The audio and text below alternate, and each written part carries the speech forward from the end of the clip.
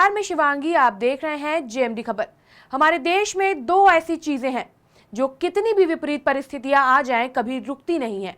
एक है राजनीति और दूसरा है धर्म।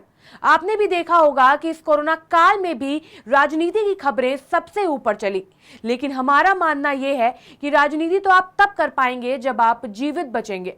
इसलिए आज सबसे पहले हम आपको कोरोना की तीसरी लहर के बारे में बताएंगे।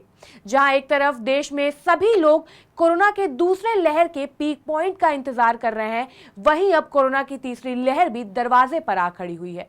लोग दूसरी लहर की पीक आने का इंतजार कर रहे हैं और वायरस की तीसरी लहर का संकट भी देश के सामने खड़ा हो गया है। आज केंद्रीय स्वास्थ्य मंत्रालय ने जानकारी दी कि जिस तरह से देश में संक्रमण फैल रहा है, उसे ये स्पष्ट है कि इस वायरस की तीसरी लहर भी आएगी।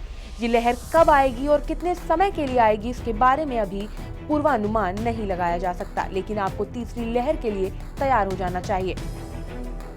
कोरोना वायरस की तीसरी लहर क्यों आ सकती है, इसके कुछ कारण हैं। सबसे पहले आपको उन्हीं के बारे में बताते हैं। इस समय भारत में वायरस के कई वेरिएंट एक्टिव हैं और ये वेरिएंट अलग अलग राज्यों और क्षेत्रों में संक्रमण फैला रहे हैं। इनमें सबसे ज्यादा खतरनाक डबल म्यूटेंट वायरस है, जिसे वैज्ञानिकों ने B.1.617 नाम दिया है।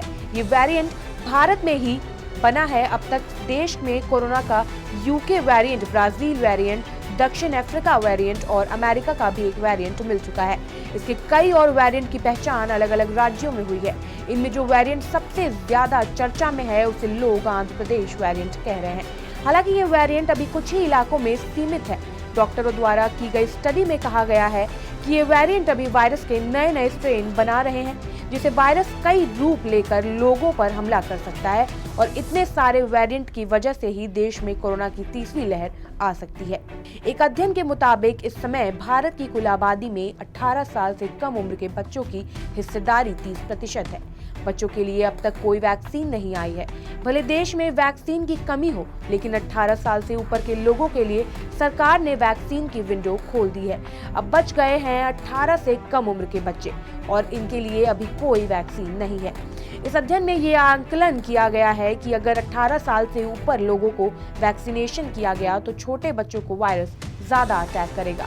6 से 12 साल के बच्चों को ये गंभीर नुकसान भी पहुंचा सकता है।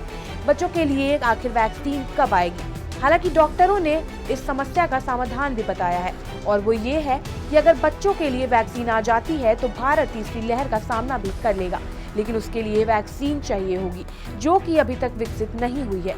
सीरम इंस्टीट्यूट ऑफ इंडिया ने कहा है कि वो इस साल के अक्टूबर महीने तक वैक्सीन विकसित कर लेगा, जबकि कोवैक्सीन बनाने वाली कंपनी भारत बायोटेक भी इस पर काम कर रही है और उसकी वैक्सीन ट्रायल स्टेज में है। अगर हम अमेरिकी कंपनी फाइजर की बात करें तो उसने बच्चों के लिए वैक्सीन बना ली है और कनाडा में तो 12 साल से ऊपर के बच्चों पर इसके इस्तेमाल की मंजूरी भी मिल गई है।